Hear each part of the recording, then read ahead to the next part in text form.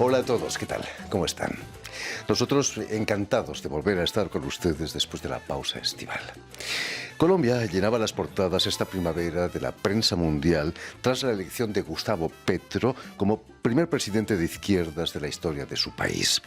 Un año antes, violentas manifestaciones en las que murieron más de medio centenar de personas hacían caer en picado la popularidad del presidente Iván Duque. Nuestra invitada de hoy, la fotógrafo colombiana Natalia Zapata, se encontraba precisamente en Cali durante el estallido de la violencia y acaba de presentar su trabajo fotográfico en la Asociación Francia-América Latina aquí en París.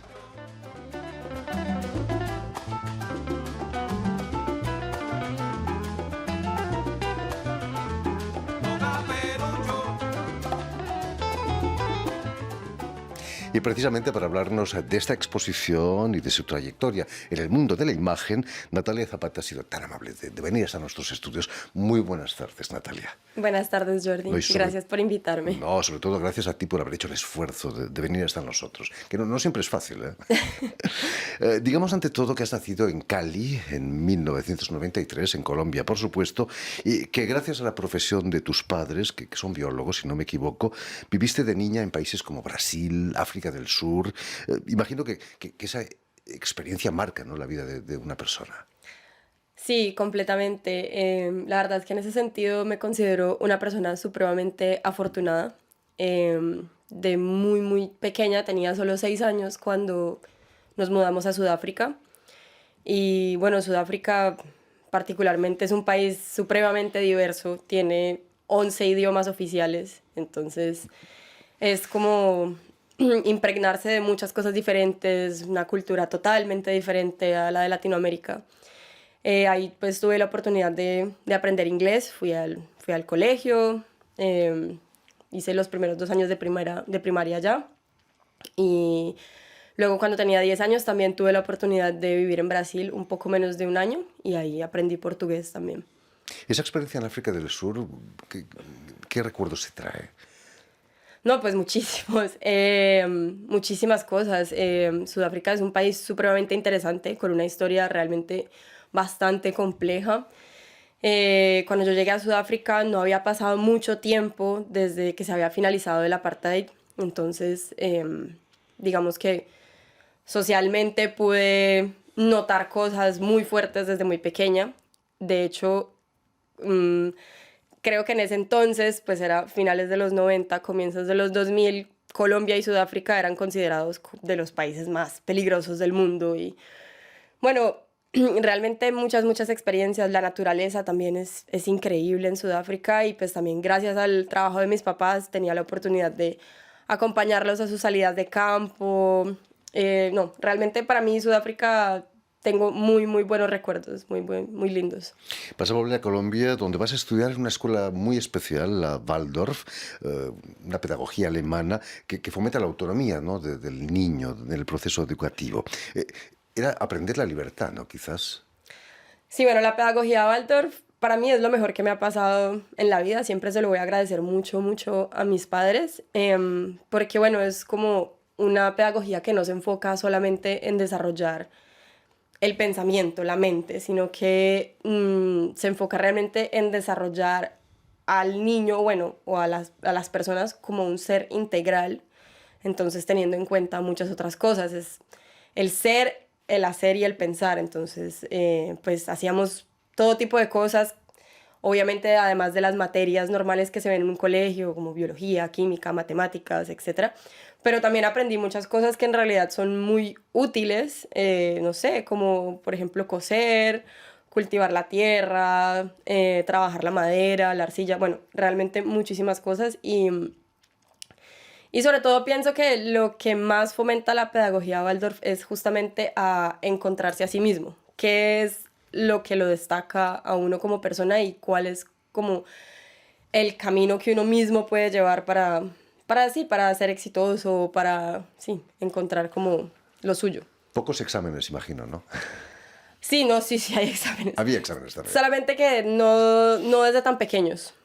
tal vez un poco más como en bachillerato y así, pero no, sí se habían examen. A la libertad de la escuela Waldorf vas a unirle la fraternidad y la igualdad viniendo aquí a Francia después de la secundaria, donde vas a licenciarte en historia con tendencia al derecho también.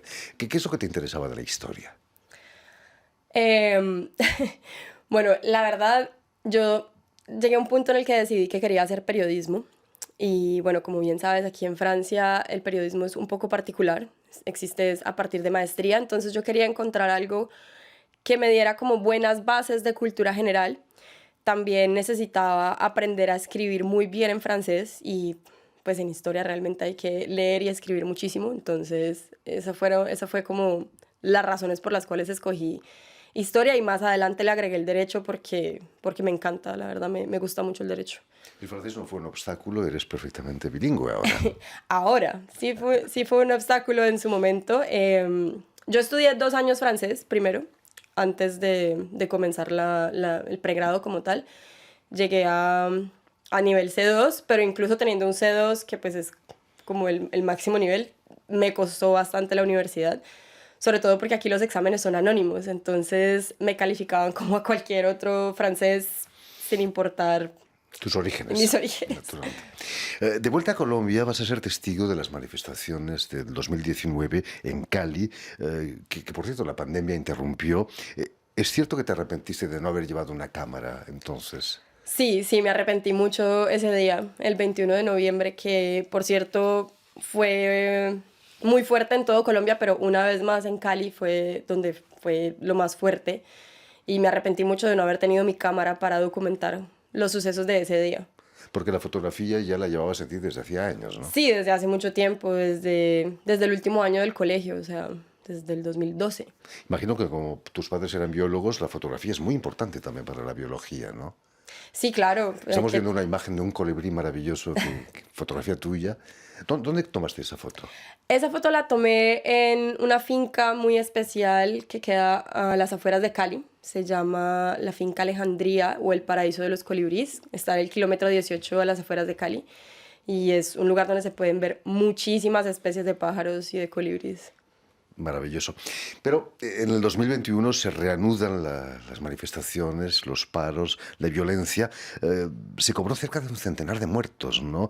¿Cómo viviste ese estallido de violencia en el 21 ya, hace un año, un poco más de un Un año? poco más de un año, sí.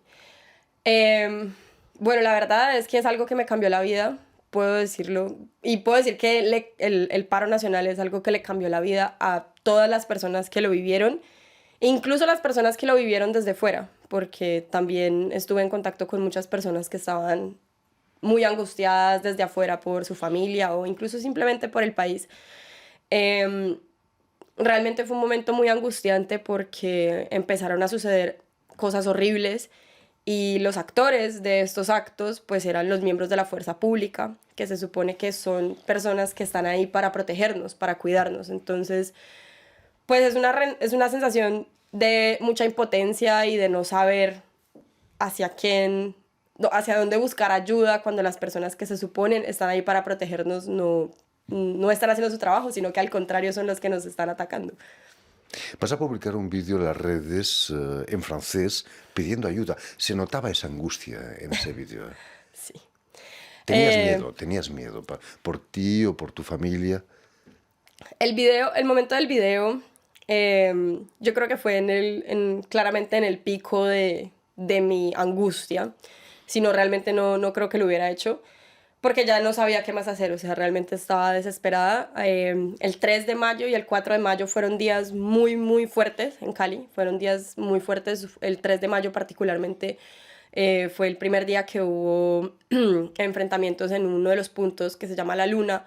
Fue también el día que hubo la masacre en Siloé y fue algo que me marcó demasiado. Y ya el 4 de mayo fue el primer día que yo realmente fui a La Luna, que era como el primer punto, digamos, violento al que iba dentro de las manifestaciones, porque hasta ese día yo siempre me había quedado en otro punto, que es el de la Loma de la Cruz, que hoy en día se llama la Loma de la Dignidad, y donde digamos que sí habían habido enfrentamientos con la fuerza pública, pero era un punto un poco más cultural, digámoslo así. Las manifestaciones eran realmente muy pacíficas.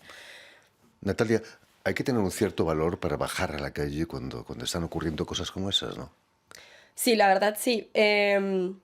Al principio, la verdad, los primeros días llegaba la policía y yo era de las primeras que salía corriendo. Pero pues es impresionante realmente cómo el ser humano tiene esta capacidad de adaptación.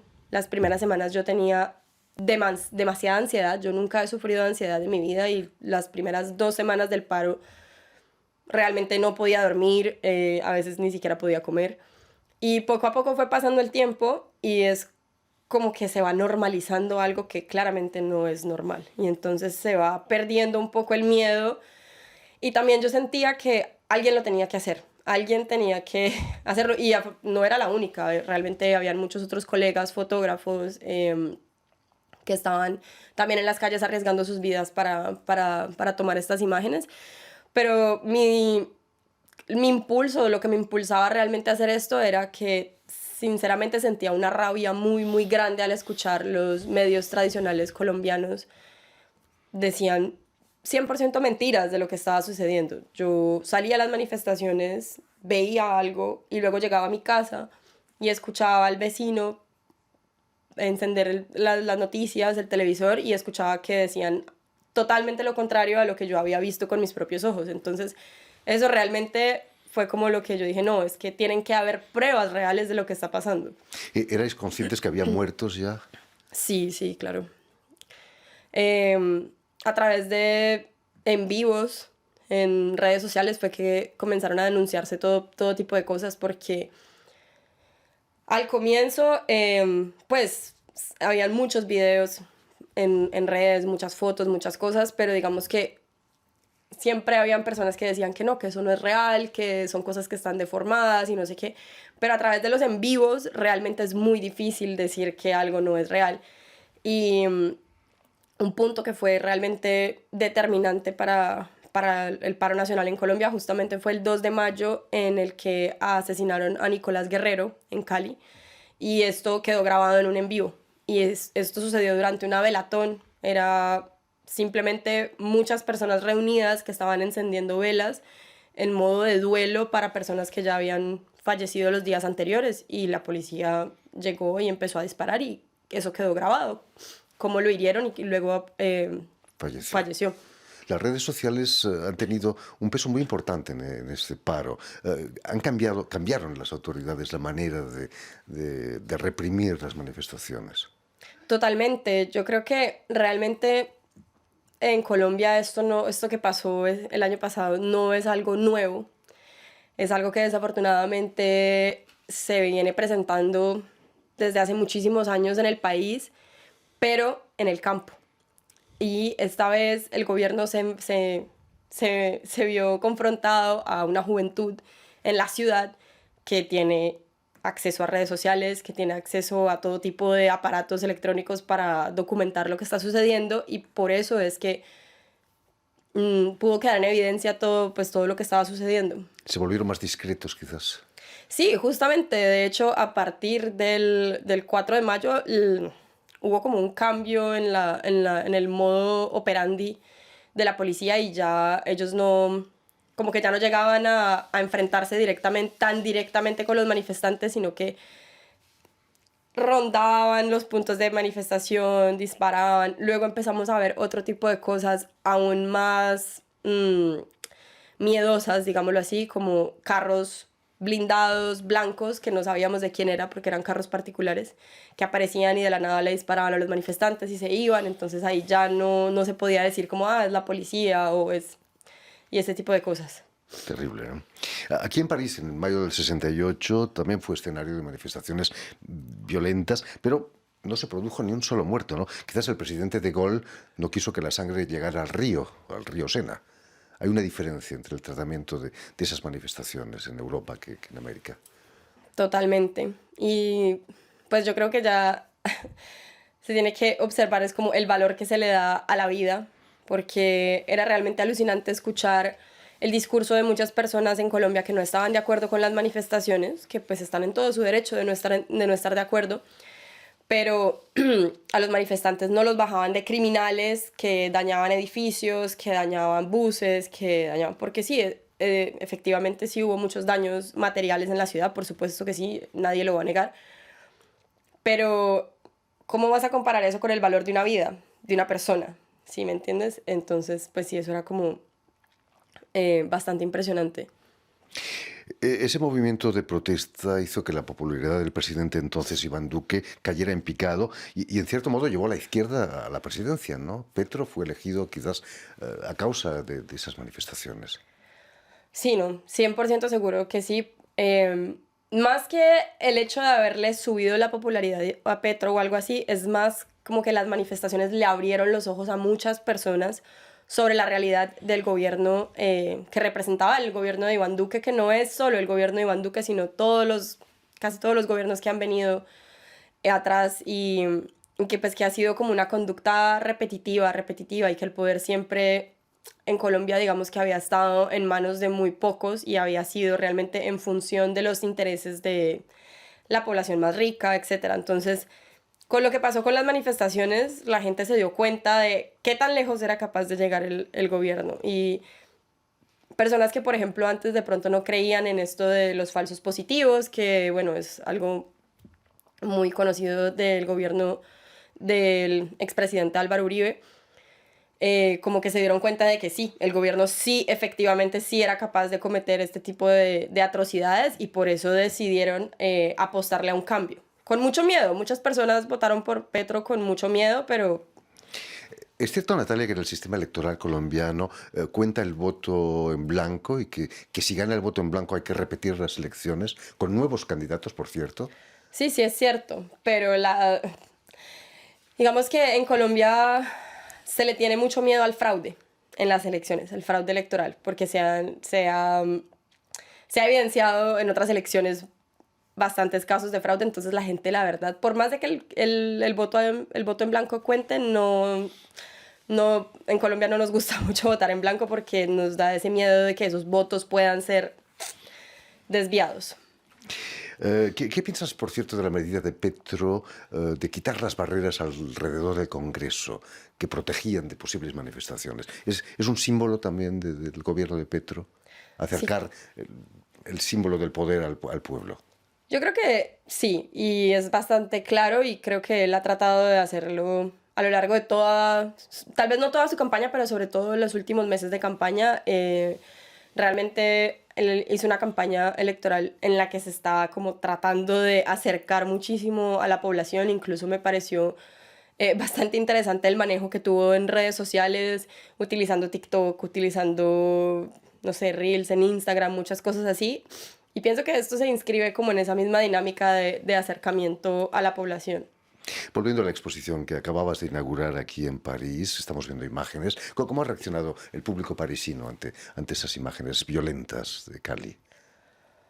Pues digamos que muchas de las imágenes ya habían sido publicadas en mis redes sociales, pero fue muy bonito para mí el día de la inauguración de la exposición ver la cantidad de personas que estuvieron presentes. Realmente me impresionó mucho y las personas muy, muy interesadas. Yo hice pues una presentación explicando cómo había sido todo en Cali y las personas pues estaban muy, muy interesadas y muy impactadas también, sobre todo por todo lo sucedido, porque pues digamos que en Europa, aquí en Francia, bueno, digamos, Francia es súper famosa por las manifestaciones, pero obviamente no llegan a ese nivel, afortunadamente. Han pasado pocos meses de la elección de Petro como presidente de Colombia, pero la situación económica del mundo no le va a hacer fácil la tarea, ¿no? No.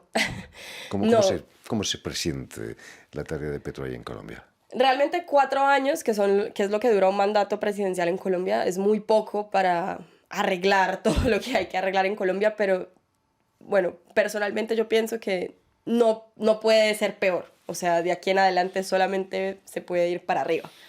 Entonces yo realmente tengo mucha esperanza, tengo una visión muy positiva de lo que puede traer este gobierno, pero sí está difícil en muchos sentidos, no solamente la situación general económica del mundo y del país, claramente también, sino también que hay muchas personas que no quieren colaborar que no quieren colaborar con este gobierno, entonces pues Petro se va a encontrar con bastantes muros, yo pienso.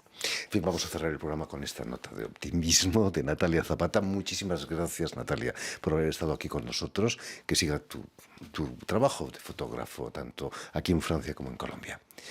Permíteme también que dé las gracias a Vanessa Loiseau y a Julien Leng, a Suel Kedir, quienes se han ocupado hoy de la realización del programa, y también saludar a nuestros telespectadores que nos siguen en todo el continente americano gracias a la cadena Unión Continental Latinoamérica y también de la red TAL, que reúne las televisiones públicas y también universitarias de toda América Latina.